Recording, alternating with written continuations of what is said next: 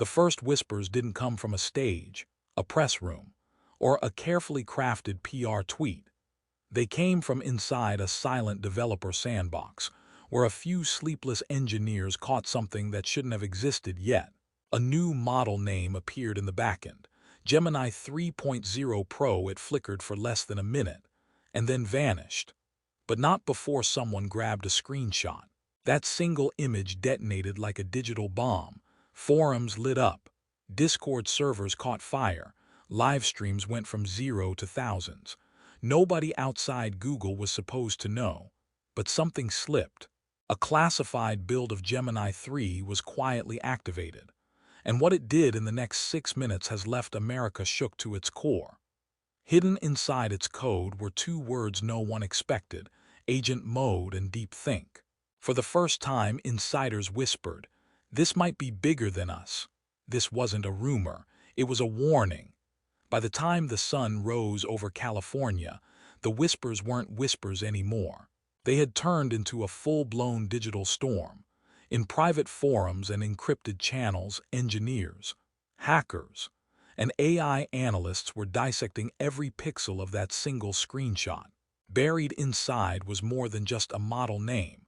Metadata tags revealed something no one expected: hidden build numbers, encrypted endpoints, and a silent trigger labeled "emerge." That word alone set off alarms. It wasn't a feature, it was a launch signal. Within hours, traces of Gemini 3 began appearing where they shouldn't have: in sandbox terminals, in Chrome dev tools, even pinging research labs outside the US. This wasn't a local build anymore. It was spreading, quietly, deliberately, and here's the twist that most missed. The leak didn't happen to Google. It happened through Google. Every breadcrumb felt placed, controlled. People didn't realize it yet, but they weren't witnessing a mistake. They were watching the opening act of something much bigger. And then came the line of code that changed everything, two words that would redefine what speed really means. Agent mode wasn't a tool. It was a revelation. Once activated, Gemini 3 moved with a precision humans could only dream of. Developers watching in real time reported tasks completing faster than the blink of an eye: search queries, automated data entry, even experimental simulations were executed autonomously. The model didn't wait for instructions. It predicted them. Every keystroke, every sequence, every possible branch of action was calculated in advance. Engineers who thought they controlled the AI soon realized something terrifying. They were observers, not operators. Even mundane tasks looked futuristic. A single prompt could trigger multiple browser interactions simultaneously. Chrome tabs opened, research conducted, and output summarized, all within seconds.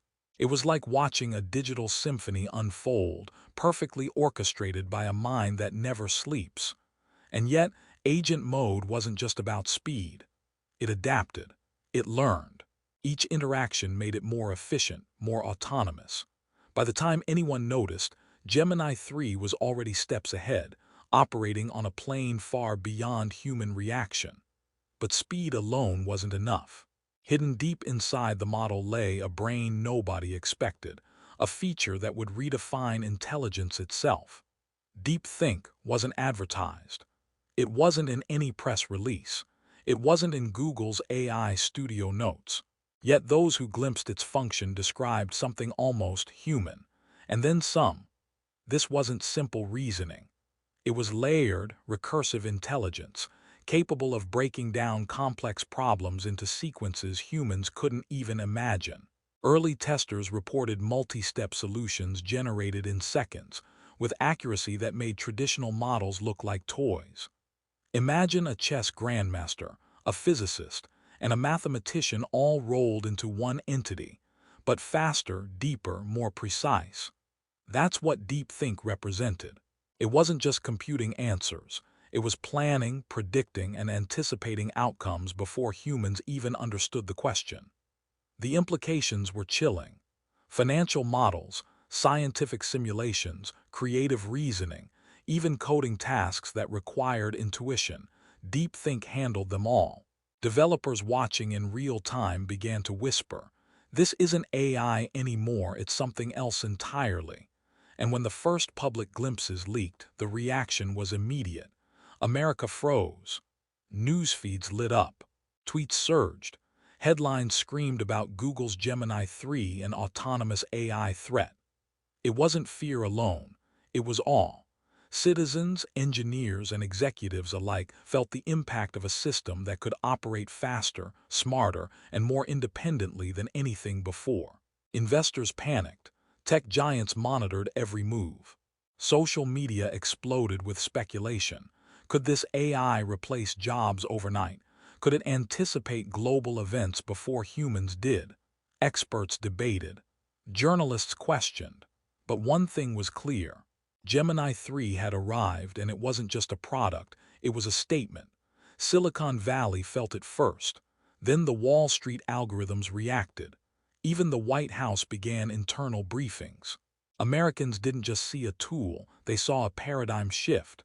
Schools, corporations, and research labs all whispered the same question. Is humanity ready for this? And beneath the hype, a quieter realization emerged. This wasn't just AI innovation. It was a new era, and the world had no precedent to follow. But as the dust settled, the stakes became obvious.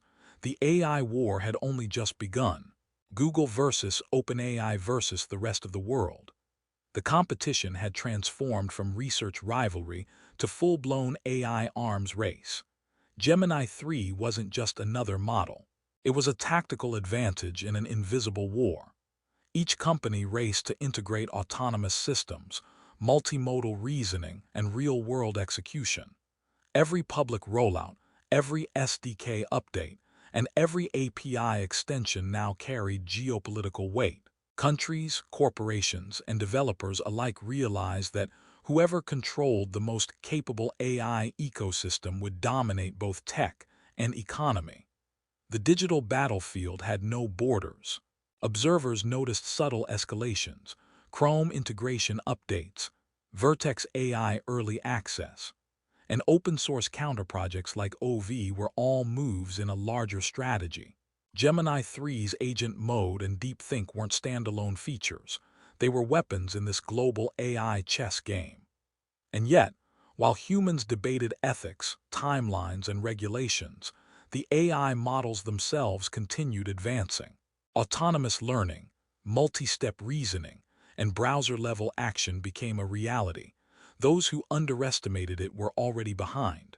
And as the world braces, one thing is undeniable. The next era of power isn't political, financial, or military, it's artificial. Gemini 3 is no longer a tool, it's a revolution. The line between human and machine intelligence has blurred, and speed, reasoning, and autonomy have reached unprecedented heights. For developers, corporations, and nations, the implications are staggering.